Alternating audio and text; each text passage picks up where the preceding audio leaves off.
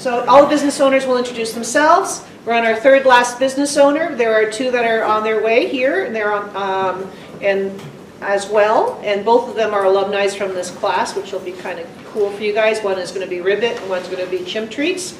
But my friend here, she's someone I've known for quite a few years now. We're part of Women's Business Network, plus she opened up a shop downtown, what, 3 years ago now? Yeah, 3 years ago. So, I know she's got different things she's always launching, so I'm never sure what she's going to talk about. So over to you, hon. Okay. Thank you for coming. Hi, my name is Marianne Beacon. I'm a herbalist. I just use different herbs, not the one that was just spoken of. So I'm trained as a clinical herbalist, and I have my practice in that. So I help people to get well using herbs. I also run a little apothecary downtown called the Elderberry Clinic in the Charlotte Mews. I do some body work and energy work techniques. So I'm trained in Bowen therapy, which is a hands-on therapy, and Reiki. So I tend to have a very holistic practice working with people on physical, emotional, spiritual level. So much of what I've been doing over I'm actually coming up to 10 years in September. Will be a big anniversary date for me in business in this town. And much of my practice has been working with individuals on one-on-one, small workshops. I make a lot of my own herbal products and tinctures for the medicine for people. And I've been, for about 5 or 6 years, I've been doing a herb basket program through the spring, summer, and fall months. So people would get a monthly herb basket of products they can use to get well. That's what I've been doing, and it's an interesting market because none of the therapies that I do are covered by health insurance, and so it can be a bit tricky because everybody has to pay out of pocket for my services. And so it means a lot of people are really, really used to the idea of having their healthcare paid for because we have OHIP. And so I tend to, just in my practice, I tend to have to find those people who are not only willing to consider alternative means, but also able. And so one of the things I've been trying to do to compensate for that, because it is a bit of a slow-moving business model, is I've been trying to focus on some developing my teaching skills. And that's what I want to be launching this September. Is basically I'm going to be opening a college, and it would be a private careers college, but not like university or SSFC. It's going to be it'll be kind of like a one-person show with small classes, and what I will be offering will be like a full training program in herbalism, so a person could take this course, and by the time they're done, they could register as a professional herbalist. Do you know the name yet? Pardon me? Is it going to be under your same name? Well, I think I'll probably shift it to Elderberry College. Cool. Because I also have Elderberry Herbals for my products, and then Elderberry Clinic for the clinic downtown, and then I'll just add Elderberry College. So what I'll be able to offer with this opportunity is this full program that will be, it's like a 3-year diploma program. That's delivered in 2 years with a summer semester, and but I also will be able to teach Bowen therapy as well, and then I teach Reiki and so on. So that's kind of what I'm working towards, and this year has been very intensive for me in terms of just preparing to do this, and so, but I also know that I have to be able to market this and get the students in, and it's also you know, the alternative healing field is hugely growing right now. Actually, the person who I'm going to be leasing a program that's already developed, and she gets about 2 inquiries per day right now for this program. So it's a huge opportunity for me, but it's also a very niche market. So the people who would be interested in this and committing to this are very specific people. They're people who are willing to study, and they want to study this field in particular, and they have the means to do so. So that's what I want to be able to do, is kind of express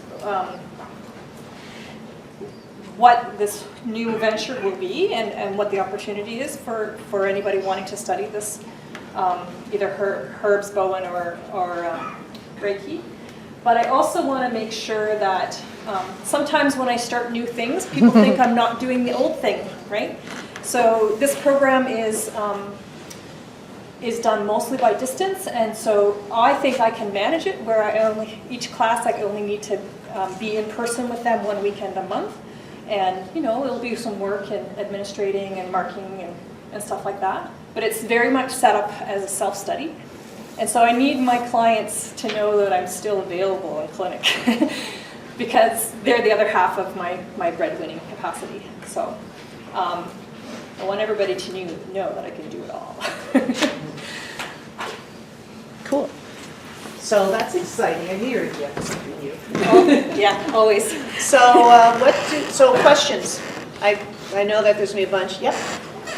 Yes. Will the college be accredited? It won't be registered as an Ontario college. It will be registered with the federal government, and so people will be able to get a tax credit. But I don't know sure if that's what you mean by accredited. I guess so. Yeah. Like. Yeah, it's formal. But say you would be like on the OCAM website or whatever, the website with all the other colleges. It would be listed as a private careers college, but it's not. A person wouldn't be able to get OSAP for it, but they could probably get a student loan from a bank. Okay. Yeah. I think what she means is do you get like a certificate at the end of it? It would be a certificate from my program, yeah. It would be a diploma in clinical herbal medicine. Yeah. What are you looking for from us? I guess that's a good question.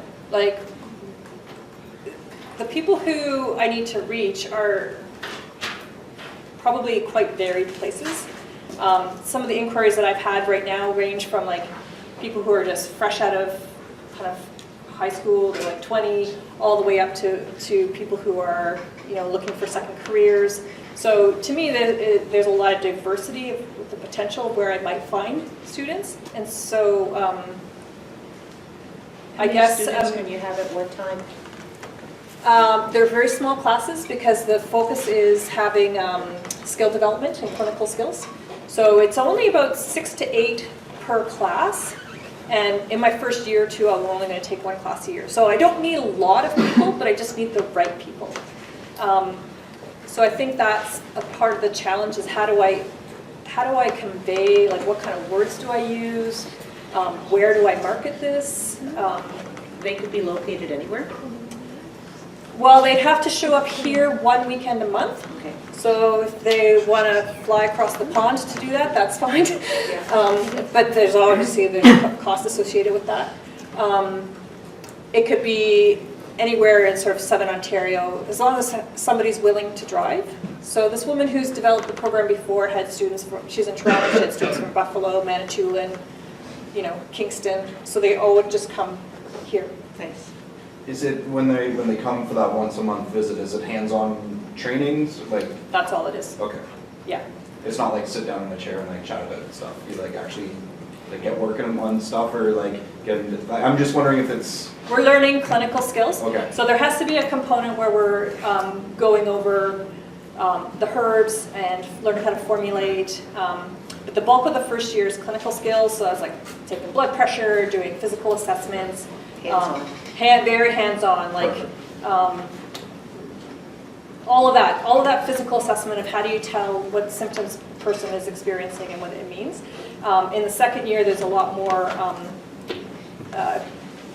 like actual clinic time where clients would come in and the class would be doing an intake with them and creating a plan for them. So it's very skill oriented, that portion. Yeah. Just during that weekend, is it like just 8 hours on Saturday and Sunday? Yeah. They have to cover their own everything else? Yeah. At Sorry, one so you point- said this program would take 2 years to Yeah. complete? Okay. 11 months 11. per, like the classes would be 11 months. And it's very rigorous, like they're expected to do about 20 hours per week for every week in between. So the amount of academic work that they are given is quite a lot. Like there's, often people have a hard time keeping up, especially if they're not really attending to it. So it's not a light duty program. Yeah. Sorry, I had a question about when the people get their cert after the program, where can they take that to? Okay. So in Canada, herbalism is self-regulated. And I actually work on the board of the Ontario Herbalist Associations, and at the moment I'm serving as their president. And so people would bring their diploma to this, this board to be given the title of registered herbalist. And that they can then take that to, if they need liability insurance, or if they're living in Toronto, they have to have some kind of certificate to be able to practice. So we aren't governed by, we're really independent, and You want to help them be independent too and within their own practice. oh yeah, for sure. I think that was your question, right? So when they Yeah. finish this, what's at the end of it for the students? They can open up their own practice. Like they're not going Yeah. to be sticking around with you. They're all going to be taking what you taught them and going somewhere. And, You're creating mini-me's. yeah. Yeah. Creating a market. Yeah, that's the point is, and that's part of who becomes attracted to this. People who tend to be, have a strong sense of self-determination and are independent, and they may need to have an entrepreneurial spirit. There's a few jobs out there that people can get with the title of herbalist, but not a lot. Question over there. Sorry? Yeah, hi. Just so I understand, you're interested in creating publicity for the college. Yes. Elderberry Clinic is fine. Or are Um, you looking to promote Elderberry? That's what I Clinic? got. I need to do both simultaneously. Okay. And last year, a couple years ago, I tried to do a shift of branding, and it was a bit challenging because then I kind of got elderberry's kind of become me. And so I have to keep working with that, because to move away from it, it just gets sucked back into it. And one more question. The website had blogs up until 2015 and then no longer. Is that something do you have a blog station somewhere, or do you plan to get it on it? Because I think that is one of the key things with this industry to Right. attract the right people, those who are looking for leads. And you can I reach would them. say I have intentions, and that I don't necessarily have I get writer's block a little bit, Yeah. right? So maybe if I sort of had a plan and as to, Do you know you can pay people to do that? right, Like online, virtual assistants, they just Yeah. write articles for specific industries, yeah, that might be a good approach until I kind of, less costly. I think if you're going to create your own materials, you should be giving your materials to someone that can then take that and summarize it for you, because you're probably going to want your Specifics, yes. it's your specific knowledge in those blogs, yeah. I would think. Yeah, there is that element of it, because I have to also show who I am as a person, who I am as a teacher, and that's not something you can just farm out that easily. So, I don't know, I moved my business in 2015, and a lot of things have happened, and so that's one of the things that kind of drops off for me is writing. But if it became part of my plan, I could work on What developing. about YouTube videos? What if you did a weekly short Yeah. video, and that way it's easier and you're engaging with people, you'll be able to create that exposure. Yeah, okay, that's a good idea. Professor Mary Ann. Okay, well, thank you Thank very you. much. So,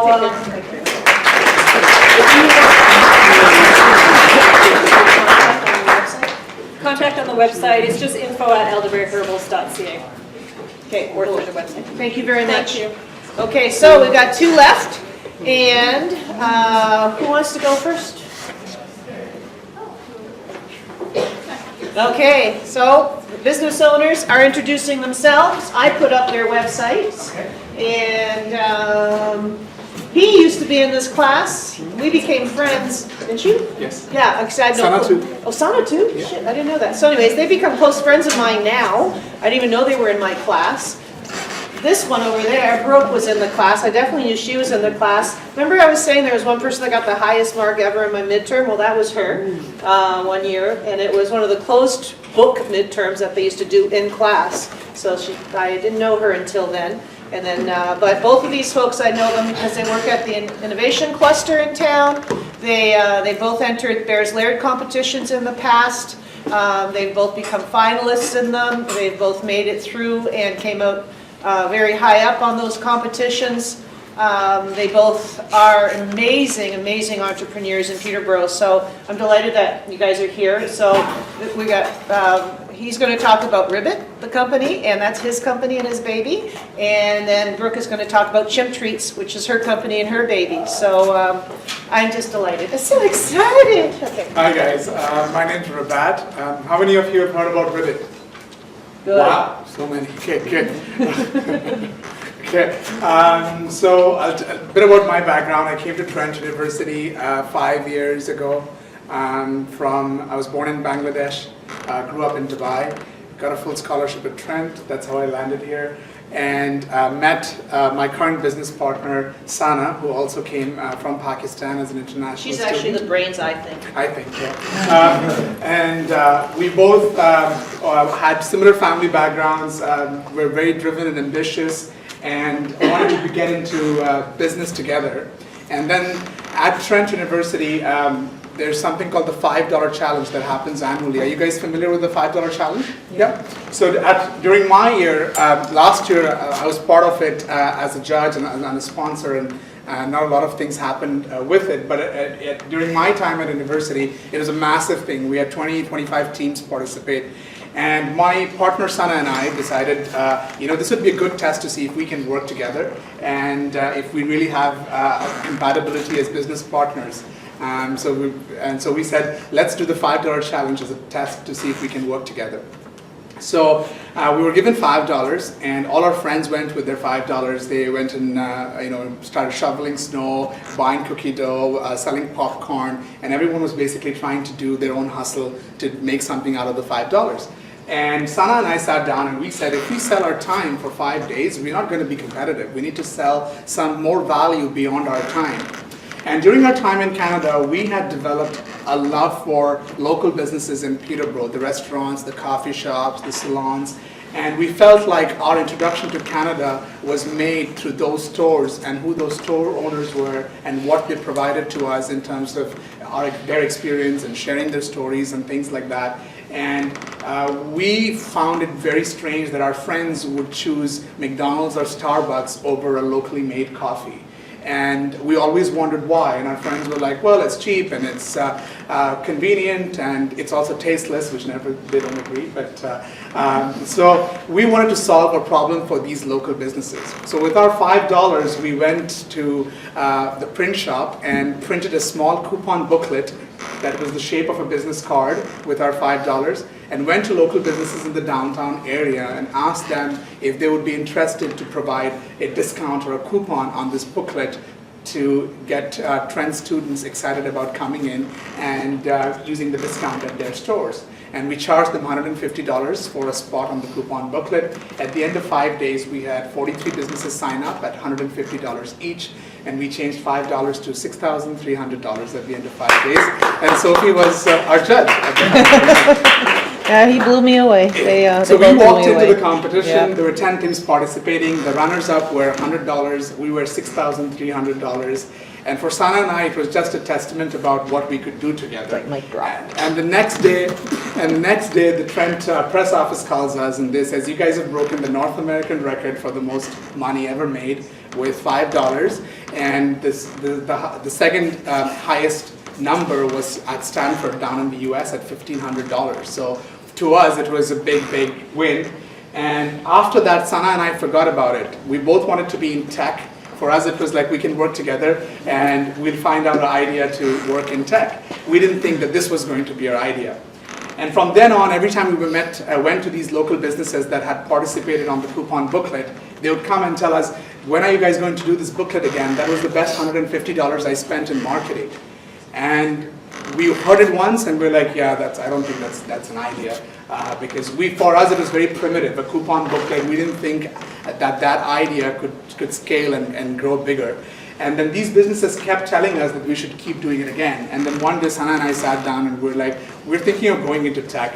This is a great idea. I feel like in every community in Canada, there has to be a connection point between local businesses and the people who live around that community. And what if we connected the dots? So that's how Ribitt was born. We launched in September of 2015 with just daily deals, an app that provides daily deals from local businesses around you. So sort of a hyper-local version of Groupon, but more of a daily, on a daily basis, not just deals, but a local business could simply go into our platform, push a deal forward, and consumers would see it.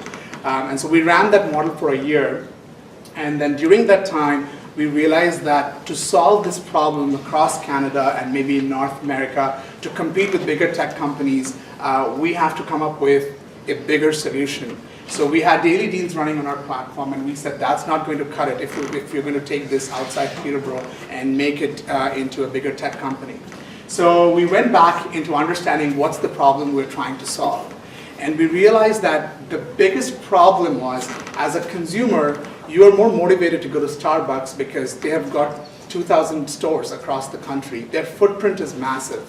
So when you go to a local coffee shop and the local coffee shop says, here's my stamp card, buy 9 coffees and get the 10th coffee free, you're not motivated to participate on their loyalty program because you're saying, screw that, I can have the Starbucks app on my phone and no matter where I am, there is a Starbucks around and I'd rather participate on that program as opposed to a small independent stores program. Now you multiply that with 27 million local businesses in North America, and you've got a massive problem where these local businesses, their individual footprint is so small, and they're trying to compete with these bigger box stores to run the same kind of loyalty programs that these stores do. But because these stores have a massive footprint, the consumer is more attracted to them as opposed to the individual stores. So we asked ourselves, what if all these local businesses could come and participate in one loyalty program? So as a consumer, you could go to a restaurant or a coffee shop that's locally owned, and you could collect points for your purchases every step of the way. And those points would become dollars that you can re-spend at those stores. So all of a sudden, you're not participating in one store's loyalty program, you're participating in your community loyalty program. And that was the vision that brought Ribitt to where we are today. So today we have a platform-wide loyalty program. So you can rank up points just like Shoppers Optimum Card or Air Miles and use those points back again at any of the participating stores. On top of that, the daily deals component is still there. You can receive daily deals from local businesses, buy the deal on the platform, go into the store and use it. And you can buy and send gift cards to friends and family right from the app for a local business that's participating on the platform. So we relaunched Ribitt with these core new features in December, and we have 35 stores participating in Peterborough, not all of which will be visible on the app because they're in different stages of onboarding. So hopefully in the next couple of weeks you'll be able to see them. And we are launching in Toronto, in Roncesvalles. That's our first neighborhood in Toronto. Also, on the parallel side, I'll explain the business case and where we are going with this company. So typically in tech companies, what happens is because the value of the company grows up as more users come in, as the traction increases. You guys know it better than me. Think about Facebook, Uber, Airbnb. So we're trying to follow the same trajectory so that we have to raise money exponentially to be able to grow exponentially to be hopefully one day go public or get bought out by a bigger tech company. Now on that road to trajectory, there are several things that we have to keep in mind. So we raised our first round of funding, which is called the angel or seed round of funding. This is the stage of funding when you have a tech idea, you need investment to take it to the next level, and you have some kind of traction that shows that one day this could be a very big idea.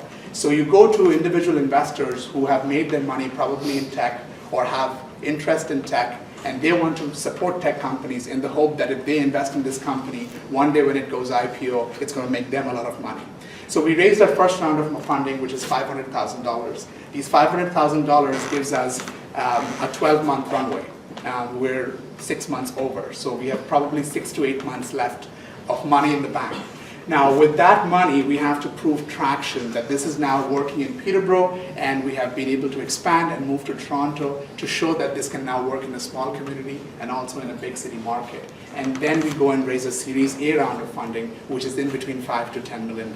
So that's the goal of the company, just to give you an idea of where we are going in the next few months. So our biggest challenge is we have to generate exponential traction to go to our next round of investors and say, with the $500,000, we've been able to do X, Y, and Z, and now we've validated 2 markets. We know that this works in Peterborough, we know that this works in a couple of neighborhoods in Toronto, and now we need this chunk of money to expand it to markets in Canada.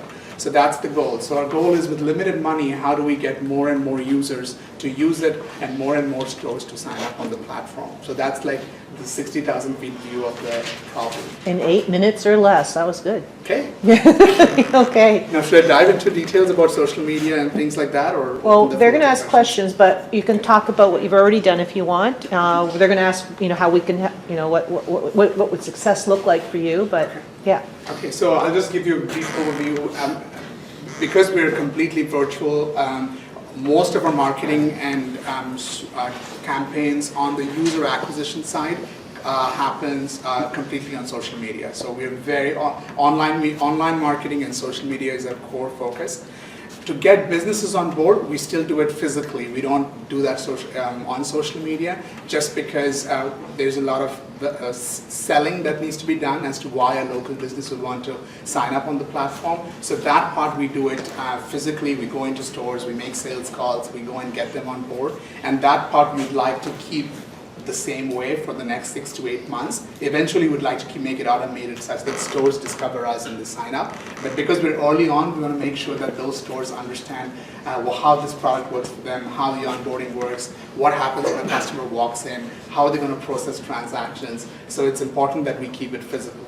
But on the user side, we want to make sure that we are spending as little money as we can while getting as much user traction as we can. So from that perspective, we have 2 goals. First, get new users who are not aware of Ribitt to download the app and begin using it. And 2, get the existing users to keep using it. And so that's user acquisition and user retention. Those are the 2 goals that we have. So that's probably where we need the most help. And the secondary problem is we're launching in Toronto. So in Peterborough, a lot of people already know Ribitt, so the word gets out quickly, people start using it, new people start talking about it, so the awareness level is very high. So when we launch a new feature or we do a shout out on social media, people are instantly reacting to it because people know us in the community. Now in Toronto, we're in a cluttered market. So the bigger problem is, as we launch in Roncesvalles and get stores signed up, what social media look like in Toronto, where people are getting bombarded by Fedora, Uber Eats, all the delivery platforms are there, and everyone's competing on Facebook to get eyeballs on their ads or on their campaigns. And so the bigger problem is, how do we compete against that and make sure that with our little money, we're able to stand out from those competitors and show how we are a different kind of an app that rewards you for shopping locally around your neighborhood. So, yeah. Good job.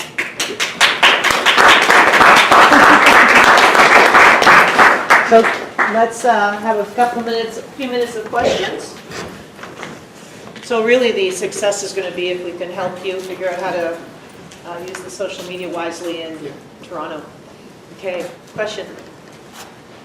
So I understand that your target market is most likely university students, as they don't have the disposable income to afford more local businesses and are most likely new to the area. Have you thought about partnering with universities to get the word out about Ribitt? Yeah, so I can comment on that. Actually, when we began Ribitt, we thought our target market would continue to remain university students, but we realized that students will continue to be our big market. But we have realized that our early adopters are people who already collect points and are used to doing it. They take pride in the fact that they can save money. And what we've found that it's the people who already are used to collecting points at Shoppers Optimum, or are the baby boomers who are familiar with the Air Miles model. And now they're like, okay, I collect Air Miles points at my gas station and at the big box stores, but now Ribitt allows me to collect points at my local coffee shop and my restaurant and my hairdresser. So a big component of our early adopters are people, especially women, who are between the ages of 35 and 55.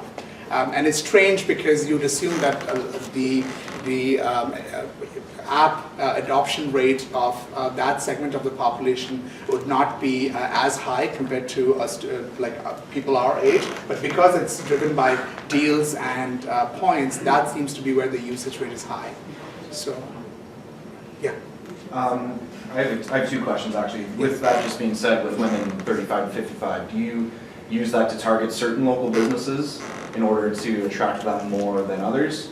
Or do you try to have a wide range of businesses despite the demographic on the app itself? And then I'll add my second part right away is, I'm not familiar with the app, so I'll just ask, is it easy to navigate the app to find these businesses? Like, is there like a search feature where I'm like, I want a coffee, can I just search? It knows where you are, search and it'll tell coffee? you which Ribitt Okay. locations are in your area. Yeah, so download the app on the App Store or Google Play, and you'll be the best person to give me feedback on if that's our promise. But because we're early stage, we make product updates every 2 weeks. So every 2 weeks, there's a small improvement that you'll see on the app. But for now, you can do a few things. You can search for a specific location.